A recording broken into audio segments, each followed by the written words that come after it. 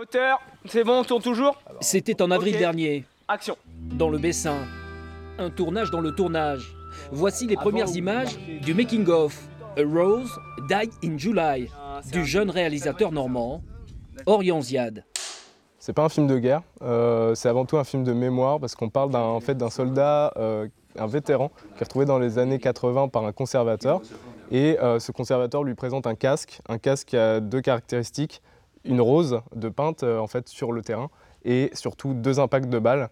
Donc une balle qui a traversé à un niveau mortel et en fait on passe dans les années 40 et on essaye de retrouver qui est ce soldat qui est condamné par l'histoire en fait. Une quarantaine de figurants, 2 semaines de tournage entre Bayeux et Cormolin, 4 mois de travail en post-production.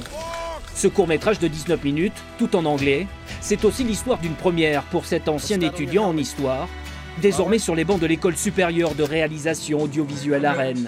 À 19 ans, Orion Ziad signe là son premier cours entre fiction et réalité historique, entouré de son père, ancien technicien du cinéma français et de ses amis. Un premier essai transformé, qui en appelle forcément d'autres. J'ai mon association qui est Pancho, que j'ai envie d'élargir, que j'ai envie de faire grandir, tout simplement en lançant d'autres projets qui n'ont pas forcément de lien avec la Seconde Guerre mondiale, c'est ouvert. Mais oui, à terme, c'est de faire des longs métrages, évidemment.